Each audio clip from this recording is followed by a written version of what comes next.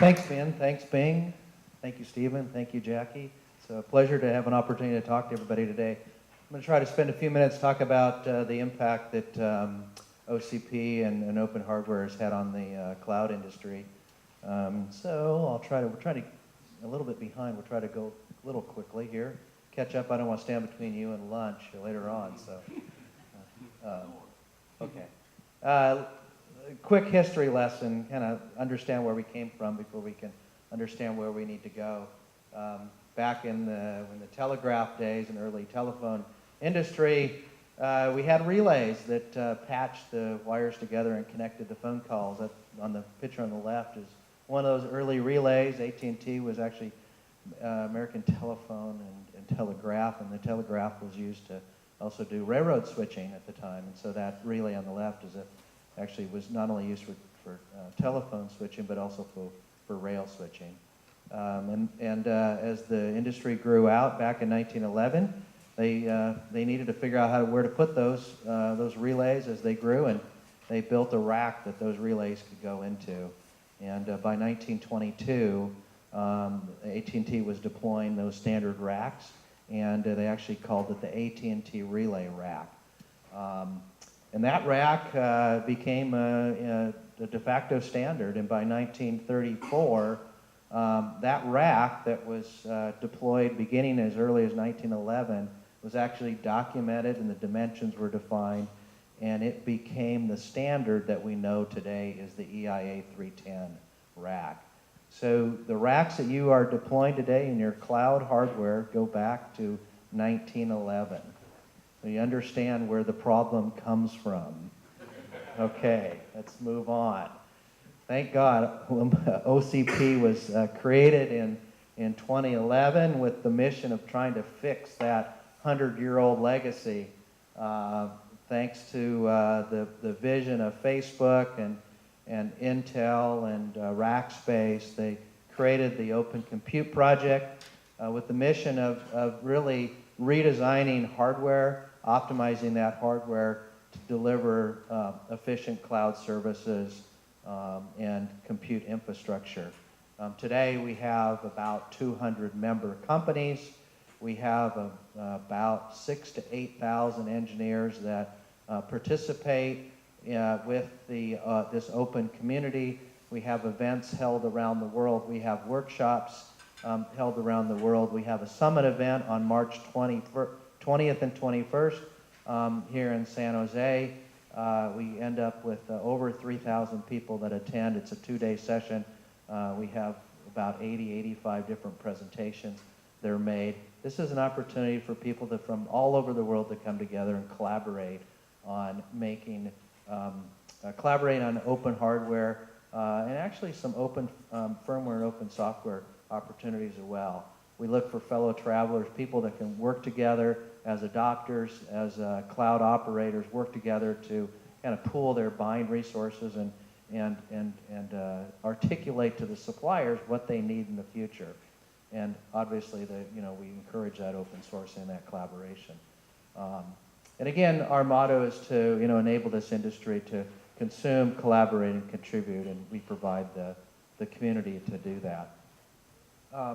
Whoops, skipped over. Let's go back to that 1934 rack architecture, fondly known as the EIA 310 rack or 19-inch rack. This is where we were back in prior to 2011. We stuffed about a lot of 19-inch servers into that. We provided power from a couple different utility feeds into some expensive power distribution bars. We bolted onto the back of the rack and crammed all that together and duplicated a lot of sheet metal. We duplicated a lot of chassis and power supplies and fans and slide rails and ball bearings. You know how many ball bearings are in one of these chassis? It's like 2,000.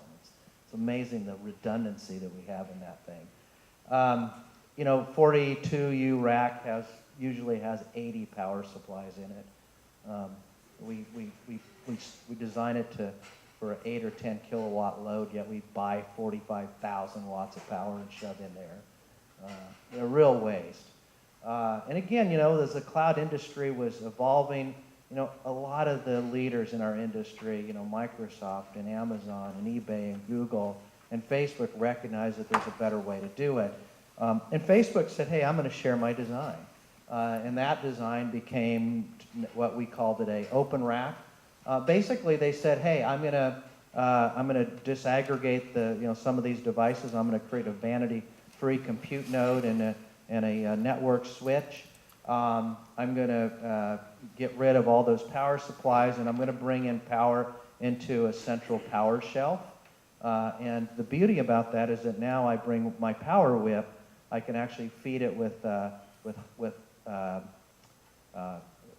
the data center guys, high voltage. It's 480 volt three-phase or 415 volt three-phase, but I can feed that directly into that power shelf.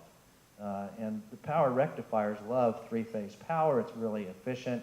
And when you make that conversion to DC, not only is it efficient, but now you don't have a phase imbalance problem. So if you operate a data center, one of the things you're always looking at is on your UPS is what's my phase load across all three phases. When that phase load drops below, 95%, you usually start paying for that. The utility gets mad at you and they start charging you for that.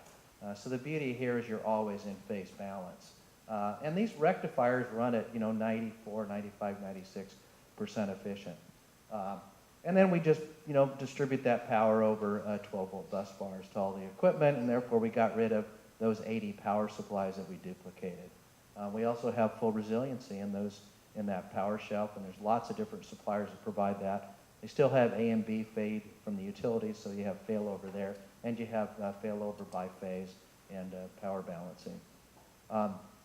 The other beauty about it is that we ended up with a rack that it uses the space a little more. Because of that, we end up with a 15% better airflow, better frontal area in it. The rack still fits on your traditional tile layout. We have one tile wide by 2 tiles deep in your facility. So this rack can literally replace and occupy the same floor space as your traditional 1911 version. And everything plugs into the front, so it's very convenient on the back. There's a couple of examples, but it uses that bus bar. You pull the equipment out, you plug it back in, it boots up and runs. So serviceability is really easy. The beauty about that is that that rack can install today into your raised floor data center. It can still use the crack units that you have around the perimeter, but it's going to use it much more efficiently because of that airflow. But also the beauty is that now you can go ahead and do some air containment, and it actually enables the transformation of your data center to a direct air economized data center. So this is a concept where rather than go install a bunch of air conditioners in your data center, let's just pull in cool air from the outside. It's kind of best known method that's been implemented by a lot of the hyperscalers, but this technology really allows that to come down to its a very easy implementation and helps the transformation for smaller regional providers, central offices, and enterprise accounts. And so not only do you get a lot more efficient white space, but it also has a impact on power delivery. This is a typical diagram that we talk through. On the left-hand side is your traditional IT equipment. You're feeding it from the utility at your 480-volt three-phase power feed. You have your resiliency provided through a standby generator.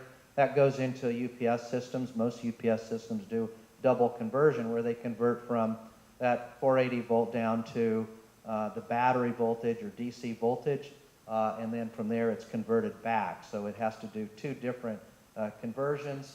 6 to 12% loss in that. You then pump it over some lower voltage cables into a PDU. It runs to another transformer, and you just cable loss and transformer accounts for 3 or 4% loss. Eventually it gets to the server where now it's in that 120 volt, 220 volt, 208 volt range, 177 volt range. And then we run it through that silver box. And because we have 2 of those, best case, we only put 50% of the power through each of those. Usually it's more like 25 or 30%. Not very efficient. Even the very best silver boxes you buy run at 90% efficient. And if you don't buy the best. They may be at 70 or 80% efficient. Let's just assume it's 90% efficient. That entire powertrain costs you 21 to 27% loss. In contrast with Open Rack, and what Facebook did is they said, hey, let's just go ahead and run that high voltage power directly to the rack. We'll do it, run it through one rectifier, we'll convert it, and push it out onto that 12 volt bus bar. Again, that rectifier is very inefficient. It takes care of the phase balancing, takes care of their failover and resiliency, and delivers the power at a 5.5% loss, anywhere from 4 to 6%. The other thing that allows us to do is that we actually can eliminate the UPS room, and we can put what we call a BBU, or battery backup unit. Just think of it as a lithium-ion battery pack that gets installed right into that power shelf and provides adequate ride-through time for that generator to start up. A lot of people get concerned when I say these battery backup units, they'll provide a 15-second or 45-second ride-through. If you talk to the guys who sell you the standby power generators, they'll tell you that if your diesel generator does not start and run at full capacity within 15 seconds, it's not going to start within 15 days. So that ride-through is adequate.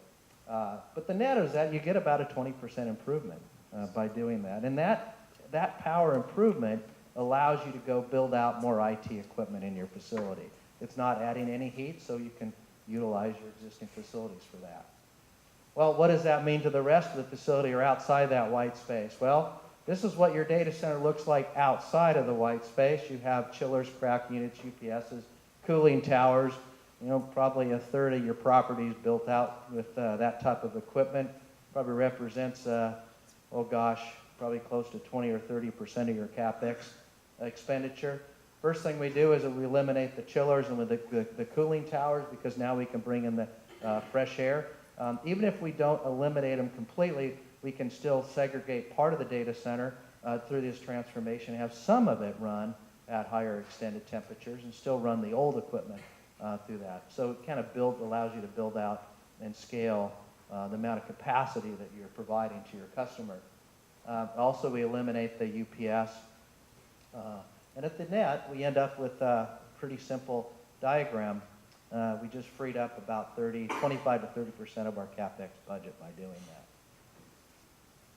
that. But you don't have to believe me. We've had a lot of people take a look at this, and one of the biggest facility providers of facilities equipment in the world, Schneider Electric, actually looked at this a few years ago.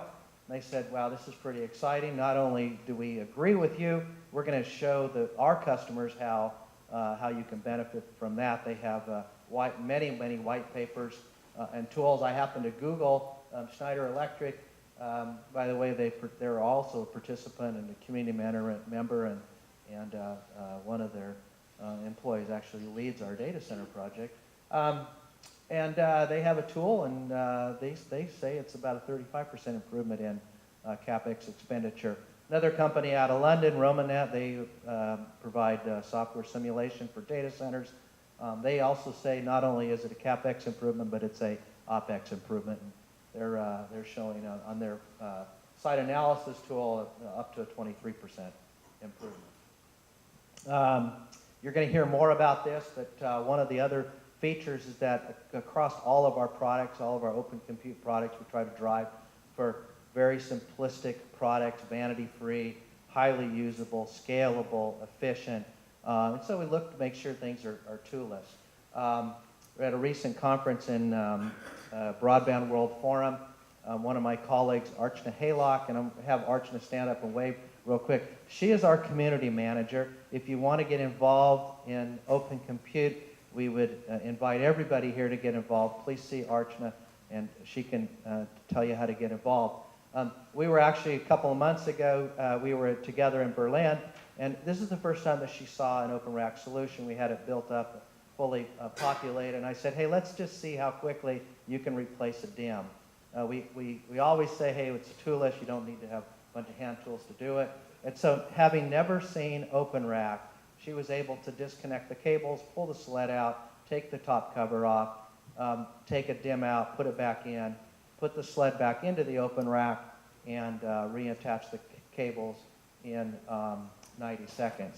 Said, okay, that's pretty good. Let's see if you can beat that. We happen to have a lightning system on the slot just a little bit below that. We said, okay, let's see how fast you can replace the hard drive. Now, she had no practice except for that DIMM replacement. She did the hard drive replacement in 30 seconds. So again, just goes to show how easy this is to use. As a community and as an organization, we're also involved in a lot of other things and not even have a chance to talk about today.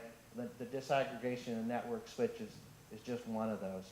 And I want to give a plug for our products. We launched a recognition program to help adopters recognize when they're buying open products that are completely open sourced. Those products carry the OCP accepted brand you see on the left-hand side. And when you see a product that has that brand, it is in fact completely open source and available from one of our providers. The middle brand, actually OCP inspired, that's applied to products that follow an open standard but aren't necessarily open sourced. And they're available from gold, silver, or platinum members and service providers. Then finally, we want to acknowledge that we have a great supplier network, and so people that meet our standards for that supplier network, and certainly Wiwynn is one of those examples, uses the OCP solution provider. The one thing you can be assured is that the products that carry those logos have demonstrated to our technical committee that they're efficient, they're open, they're impactful to cloud computing, and that they scale well. Again, little advertisement for OCP. We do have a marketplace. All of our specs, all of our designs are available. If you like the design, you can actually go download the schematics, the bill of materials, the PLD code. It's all there. It's completely open sourced. And we also keep a list of our solution providers. Again, a little bit about OCP. Thank you very much for giving me the time today. Thank you. Thank you, Bill. Thank you so much.